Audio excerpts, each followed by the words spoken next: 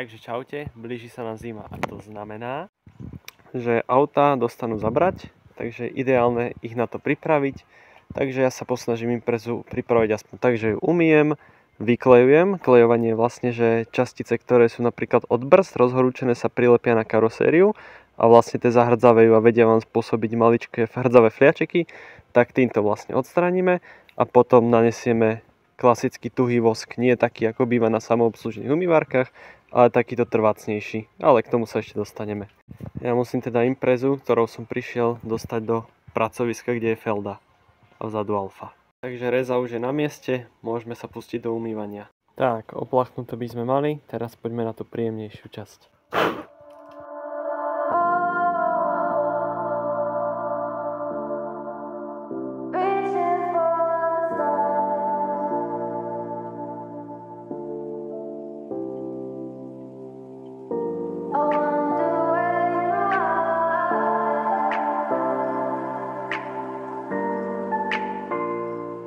Takže ďalší krok je klejovanie. Klej je vlastne takáto plastelina alebo íl po našom, neviem či sa to označuje aj íl z profesionálneho hľadiska toho kleju na Slovensku, ale budeme tomu hovoriť klej. V podstate nám ide o odstránenie a v podstate o čo ide s klejovaním je to, že keď auto voskujeme alebo nebodaj leštíme, tak na aute sa nachádza tzv. Náletová hrdza. Tu môžeme vidieť napríklad tu je to taká malá hrdzavá bodka a vzniká to vlastne z používania auta. Napríklad rozhodnutené brzdy, keď brzdia, tak nejaké čiastočky tých brzd dokážu sa nalepiť na auto, pripečú sa tam a vlastne takto zahrdzavejú.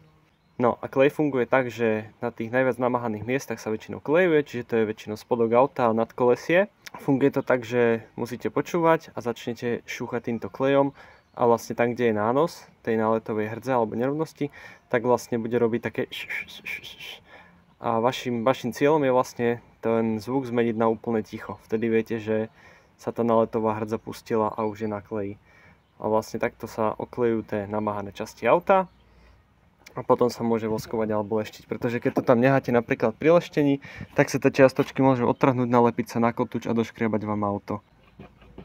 Môžeme vidieť, že napríklad aj tu, kde chýba lak, tak tá hrdza odišla, je tam vlastne len tá podkladová farba. S tým už nič neurobíme, ale keď máte čisto len nalepenú, napríklad tu, neviem či to je vidno, a poprechádzate tam, tak sa vlastne odlepí a je na tom kleji. Treba dávať pozor, aby ten klej bol viac menej čistý, aby ste potom tými náletovými hrdzami nedoškrabali ten spodok. A musí vám to vlastne takto stichnúť. Tu už môžeme vidieť, že sa to nalepilo na ten klej, tak ho treba pretvarovať, postlačať tam, kde je čistý a ísť s ním znovu. Samozrejme existuje rôzne tvrdosti toho kleju, záleží či idete auto leštiť. Keď idete auto leštiť, tak sa môže používať aj natvrdší, lebo ten vie spraviť viditeľné trošku škrabance, ktoré za leštením ale zmiznú. Takže my v našom prípade používame len jemný, ktorý slúži na to, keď si chcete auto zavoskovať.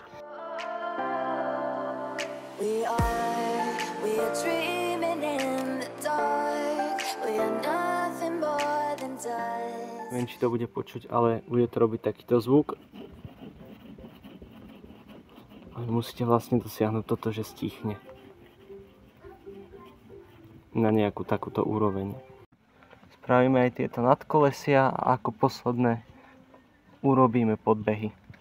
Tak konkrétne na mojej impreze kvôli absencii zastierok, ktoré ale zháňam a rád by som ich mal, je najvyťažovanejšia časť tento zlom tu. Tu už môžete vidieť napríklad, že je tu taká voda do oranžová z tej hrdze, ako pustila. Takže klej by sme mali, teraz už len auto oplachnem, utriem a ideme na voskovanie. Takže rezinka je poutieraná, necháme ju ešte chvíľku usušiť a potom sa môžeme pustiť na samotné voskovanie. Takže budeme používať tento vosk od Chemical Guys. Chemical Guys celkom verím, keďže som bol na kurze, kde bola ich kozmetika, bola výborná. Takže budeme používať tento a je aplikovateľný rukou, čo mne vyhovuje, pretože rád aplikujem veci rukou. Neviem, ako to inak popísať, ale je mi to príjemnejšie, než to dávať cez handričku. Najlepší postup, ktorý vám viem ja odporučiť, je určite po jednom karosárskom dieli voskovať. Pretože keď si navoskujete napríklad polku auta a je teplejšie, tak vám pritvrdne tak, že sa potom ten vosk veľmi zle dáva preč, lebo vy ho vlastne musíte naniesť, nehať chvíľku pôsobiť a potom ho musíte s handrou zotrieť. Vy ho vlastne masírujete do laku a ten nadbytok zoberiete preč. Takže odporúčam spraviť napríklad dvere, druhé dvere, blatník a nie spraviť celú polku. Prvýkrát som robil celú polku a veľmi ťažko sa to zotieralo dole. Zbytočne sa potom narobíte. Tento konkrétne aj pekne vonia. Ja si ho s dovolením položím na plastovú časť karosérie a môžem začať. No a takto veľmi pekne to pôjde len vo väčšom. Takže idem na to. Ideálny spôsob, ktorým to masírujete, sú kruživé pohyby. Na rozdiel od umývania handrov, na rozdiel od umývania húbkov, kde by sa kruživé pohyby nemali robiť, pretože tú špínu, ktorú zmývate, vlastne len točíte dookola a nedávate preč. Tak tu pre zmenu treba krúžiť, aby sa to dobre masírovalo. Ja ešte jedenkrát prejdem veľkými okruhmi celú tú časť, ktorú už som maličky vyprešiel. Nech sa to dobre vpije, až to môžeme tak nazvať, do tej karosérie a do toho ľaku. Tak a nehali sme to chvíľu pôsobiť a zoberieme mikrovlaknovú handru a touto vlastne vyutierame do sucha.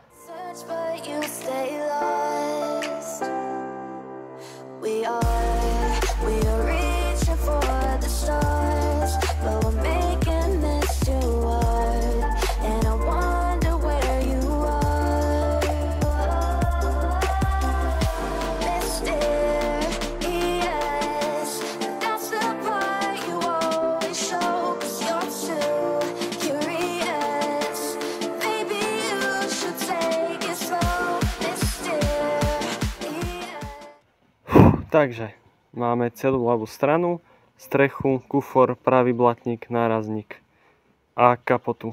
Predný nárazník ešte nie. Mňa už dosť bolí ruka, ale musím zvládnuť ten zvyšok a už sa trošku stmieva, tak dúfam to stihnem.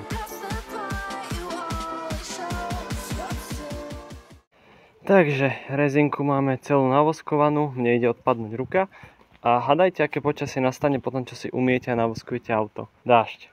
Aj keď dneska pršať vôbec nemalo. Takže to je dobré znamenie, že som to urobil dobre, lebo keby to bolo zle, tak pršať nebude. Dobre, tak zatiaľ díky.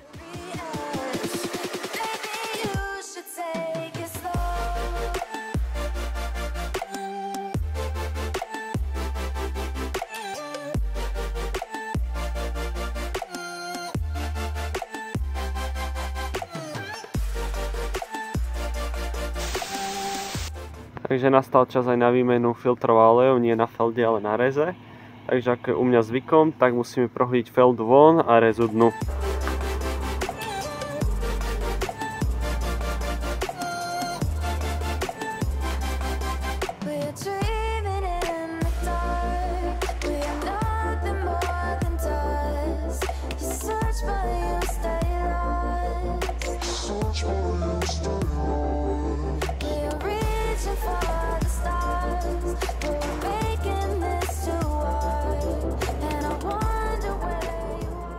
Máme tu balíček z filtra a oleje, máme tu manfilter na olej, máme tu na vzduch, na palivo nemáme, lebo ten sa robil minulý rok a každé 2 roky sa má.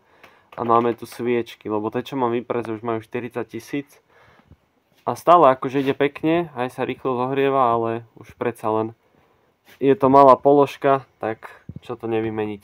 Takže máme tu Valvoline 10V40, ktorý je dobrý na auta, s ktorými sa jazdí trošku športovejšie. Má také zloženie, že vlastne robí taký povlak na častiach motora, aby sa menej opotrebovávali. A ja ešte rád pridávam tento Protec, Nano Engine Protect and Seal.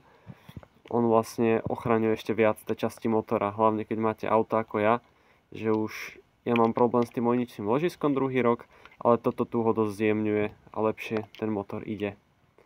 Takže keď máte motor, ktorý je už trošku starší a chcete ho trošku ochrániť, ešte dlhšie vydrží, tak používam toto. Takže poďme na to. Prišiel nám aj štítok, čo je super, nie vždy chodí. A tuto máme 188 000, teraz máme 198, čiže 8, 9, 10. No, necelých 10 000, to je dobre, to je akurát. Už od výrobcu je treba zaujímavé, že nepíše každých 15 000 interval, ale 12,5. No, auto máme dvihnuté, Paťko už kontroluje, či filter sedí. Ale Paťko, ty si dneska oddychneš, dneska budeš len môj guru. Bol som Automoto Ben chcel objednávať. Dobre, pani, je to celé vaše? Ďakujem pekne, idem na to. Môžete pomalinky začať. Jaj, Jaj, starý a človek.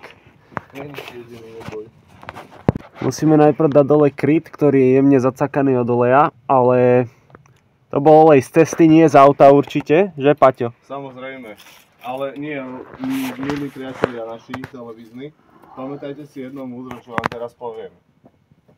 Keď vám tečie olej z motora, tak to neberte ako negatívum, berte to ako pozitívum, lebo potom vám môže hniť predná naprava. A hlavne, vieš, že tam nejaký olej máš. Presne tak, lebo už keby tam nebol, tak by to bolo horšie, lebo by nemalo čo tiecť. Takže povolíme tieto desiny, ich to asi zo 4, zo 5, takže poďme na to.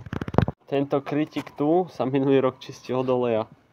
Takže tu je jasne vidieť, že žiadny únik oleja v tomto aute neexistuje. Aha, čiže odtiaľto z veka ide a z toho gufera hore by malo ísť. Druhé veko. Aj tuto z tohto ide. A druhé veko, aha. To je horšie. Takže veka by sa mali pretesniť, OK. Takže pekne 17 na vypúšťačik.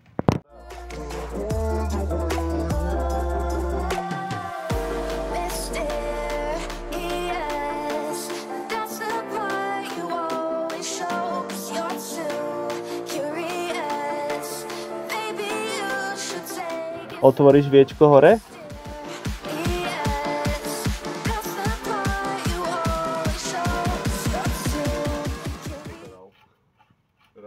Olejček by bol. Šéfe, podáš mi srandu na filter? Takže 42 Nm, hej? Jak Honda Civic 1.4. Stade ešte pôjde troška olejku, čo? Daj tu druhú bandasku, prosím ťa. Joj. Joj.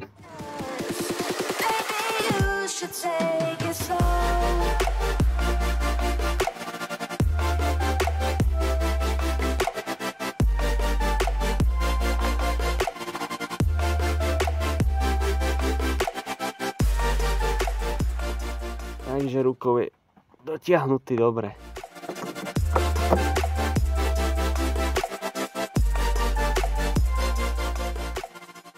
Jo, ale strašne chutne to vyzerá, nie? Jak je to pekne, také medové. Že, tomu ver. Na rozdiel od Liquimoli, ktorý je šedý jak cement.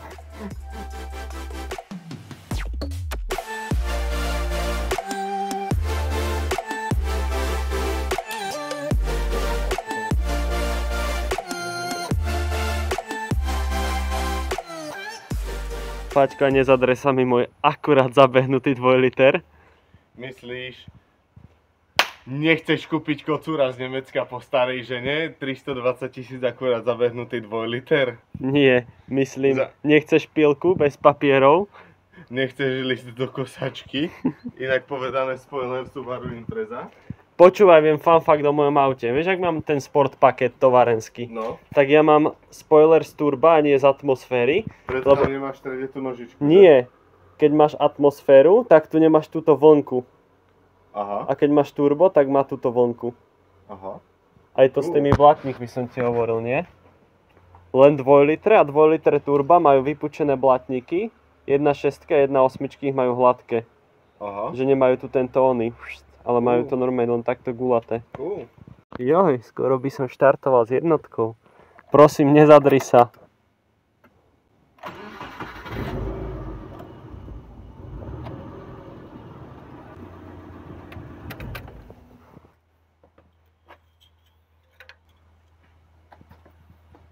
Na spodku ešte len.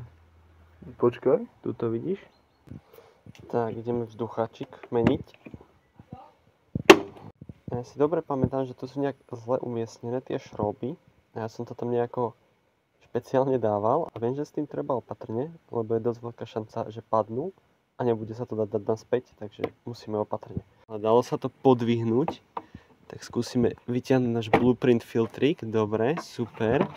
Aha, vidíš? Pozri sa znútra, jak sú tam tie šroby. Jaj. A ty keď ich povolíš, tak on ti vlastne padne dole celý ten plyn. Áno, takže ja som to nejako tam lepil. Ukáž filtríka a filtrík, dobre. Filtrík je dobrý. Ukáž. Nedá sa tvrdý, je? Tak si ho zohrej. Blueprintu ideme na MAN filter.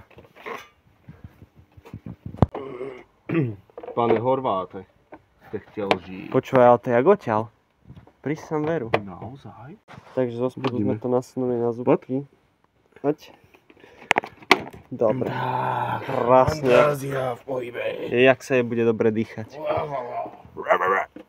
Toto, aha, tu. Kúkaj, to isto má aj sem. Ća. Cia je gotov. A poďme. Subaru, Subaru. Tu.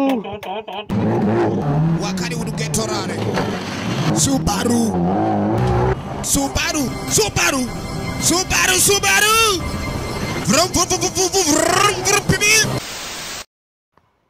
Presne. Je to presne. Olejčko je akurát, takže ideme dať Protec Nano Engine Protec and Seal Nano Motorrenning Verslung und Schutz. Ňam. Normálne to tam celé dáme.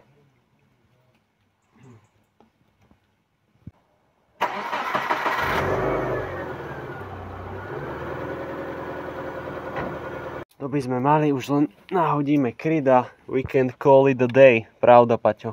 Presne. Posledný šrobík a výmena oleja dokonala. Posledný šrobík a hotovo. Tak a už nás čaká len výmena letných kolies za zimné. A posledná časť prípravy mojej rezy na zimu, čo v podstate znamená občasné vytiahnutie raz za 2 týždne a prevezenie sa v peknom počasí, máme za sebou. Takže reza môže zvládnuť zimu. Ja vám veľmi pekne ďakujem za zvládnutie a vidíme sa pri ďalšom videu. Čaute!